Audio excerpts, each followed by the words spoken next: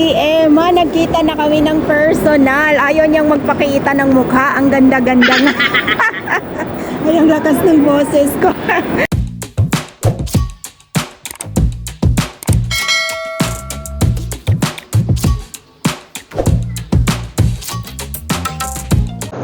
Hi again, welcome sa aking YouTube channel. Ngayon ay araw ng Sabado, araw ng galaan ko na naman na yan. Dahil sa napagkasunduhan namin ni Ate Emma TV na magkikita kami dito sa Dubai Mall. Ayan, alas 9 pa lang ng umaga nandito na ako, pero siya hanggang ngayon hindi pa dumarating. Sabi niya, hindi pa daw siya nakabangon, kaya ayan, muna ako. Mag-roaming muna ako dito sa loob ng Dubai Mall. Kaya ayun, samahan niyo ako guys sa aking gala ngayong araw ng Sabado. So, let's go!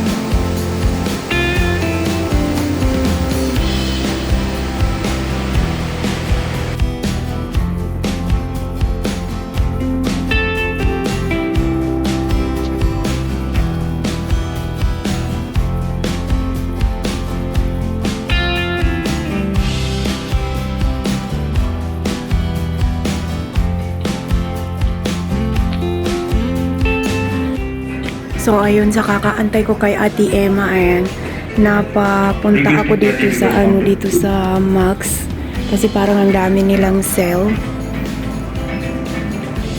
Parang mabubudol na naman ako dito.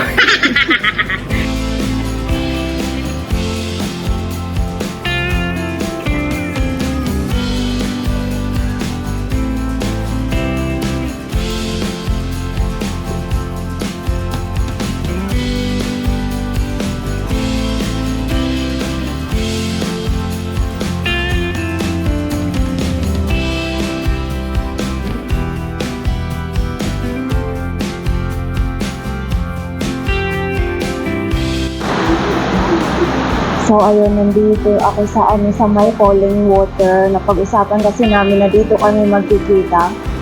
Sa kakaantay ko sa kanya, nabudol talaga ako ng sobra 200 ba? Sobra 300 pala guys. Nabudol ako ng sobra 300. Bumili ako ng sapatos sa may Max at saka isang trouser. Tapos napadaan ako sa may Center Point ngayon.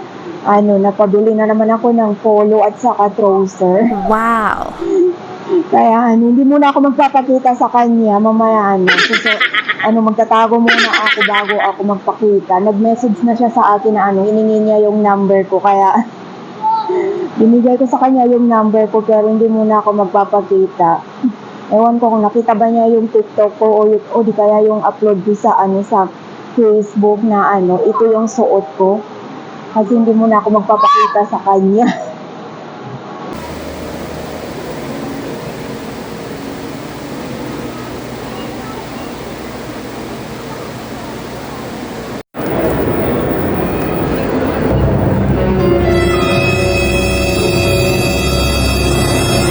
Hello! Ayan na si Ate Emma, nagkita na kami ng personal. Ayaw niyang magpakita ng mukha. Ang ganda-ganda nga. Ay, ang lakas ng boses ko. So ayun, ngayon magkasama na kami ni Ate Emma. alas 9 pa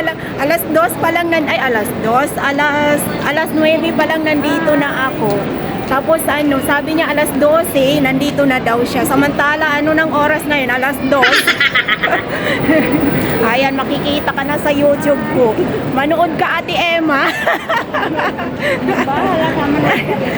Sabi niya, bahala ka, manood ka rin.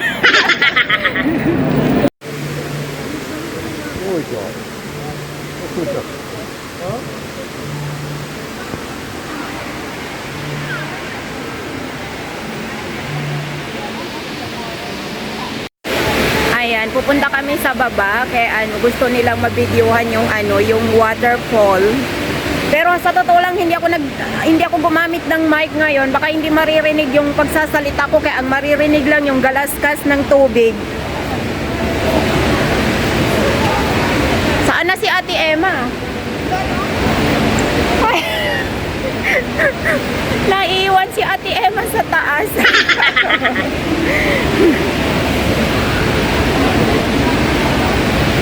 So ayan, pumunta kami dito sa baba kaya gusto makuhanan ni Ate Emma ang falling water ng Dubai Mall. Ano ba, waterfalls pala yung tawag dito. Saan na yun?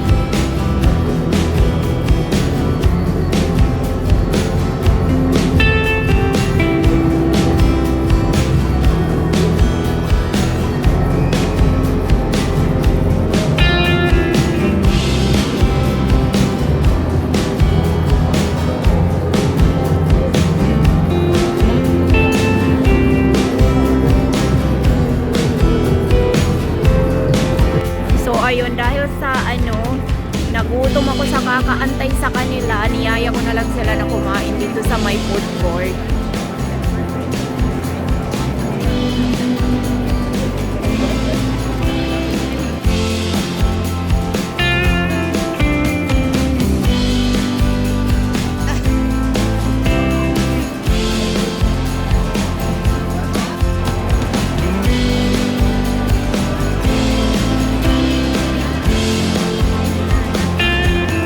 Ready nang kumain, gutom na.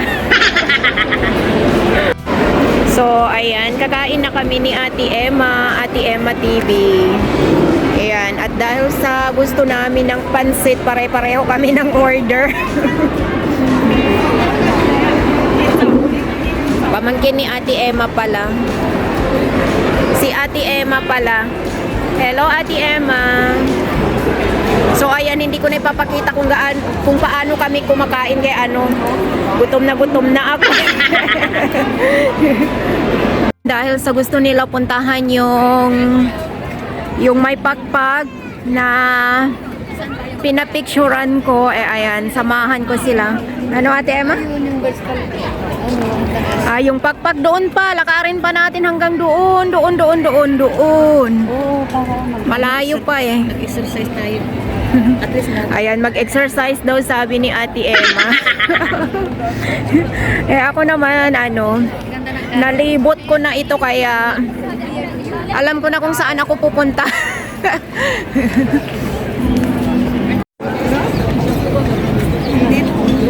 Nakakasilaw yung nakakasilaw yung araw. Ano yan binibidyoan mo, Ate Emma? Ayaw ni Ate Emma na binibidyohan. Ayan, ayaw ni Ate Emma na bidyohan ko siya kaya umalis siya. So ayun, itutur ko sila Ate Emma dito sa park ng Burj Khalifa. Huy, alina kayo, dadaan man tayo dito.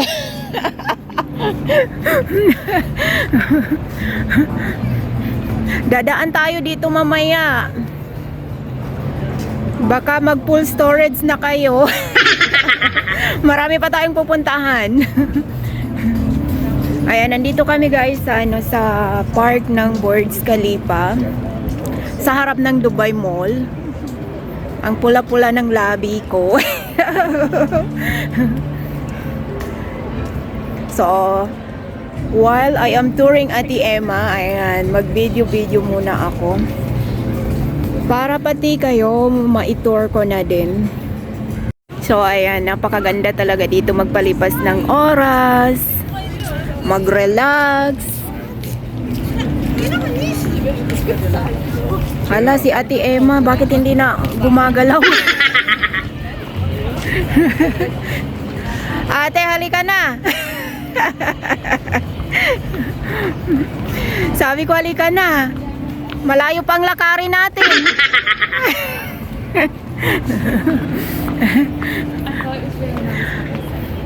Doon pa, oh, doon pa.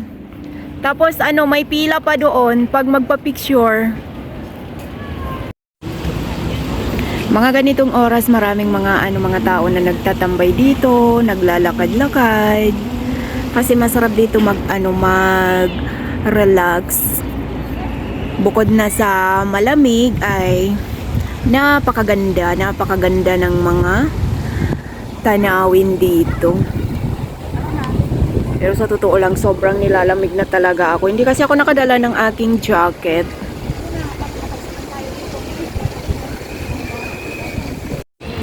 So, todo taping sila sa likod ko. At syempre, dahil sa gusto ko na rin mag-vlog na rin ako ng para sa akin.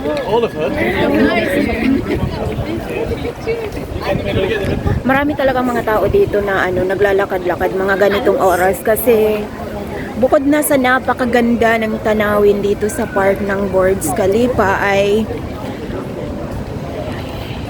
napaka-relaxing at napakalamig at napakalinis, lahat na.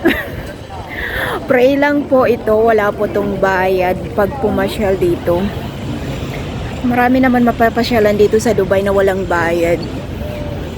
Kaya kung gusto nyong magbakasyon dito ay mayroon din mga free. Yun lang. Ay naku, saan naman yung kasama ko? Saan na si Ate Emma? Ay, nandoon. Ayan, ginatour ko sila dito kasi hindi pa ata sila nakatungtong dito banda. Ang napupuntahan lang nila ang Dubai Mall. Kaya yan, gusto nilang dalhin ko sila sa may pakpak daw sabi ni Ate Emma na butterfly. Hindi naman ata yung butterfly kay ibon. So, tara na guys, at pagod na akong magyaw. Saan na yun? Ha?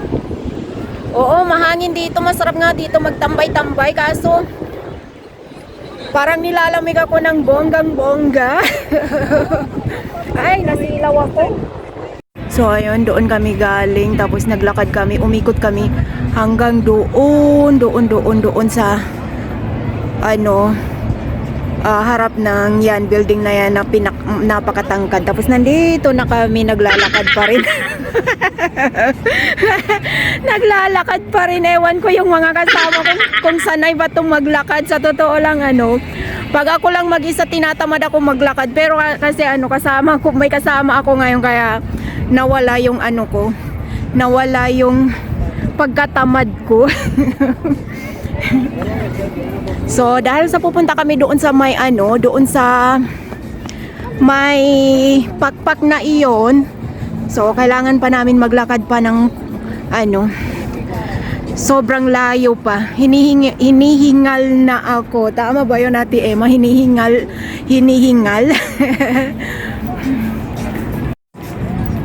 Yung tinatanong ko nandoon pa pala sa napakalayo.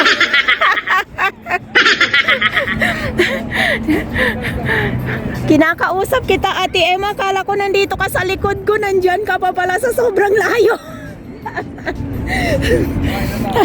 Hinihingal na ako kasi lumibot pa kami doon banda kasi tubig ito. Buti kung may bangka dito na masakyan namin. Ano te? Doon, pamalayo pa, lakarin pa natin. Oo, may ano pa, may tatawirin pa tayong ano, bridge. Ayan, magla-live si Ate Emma. Huwag kang magla-live, Ate Emma, kay ano. Wait lang magsisit. Magsisid. Wait lang, ano maganda dito sa Oo, magla-live daw si Ate Emma kay ano, magsisid. Hindi ko alam kung ano yung ano ibig sabihin ng magsisid. O sige, upo ka muna dyan. Sige. Take your time. Free naman ako na ano, mag-tour.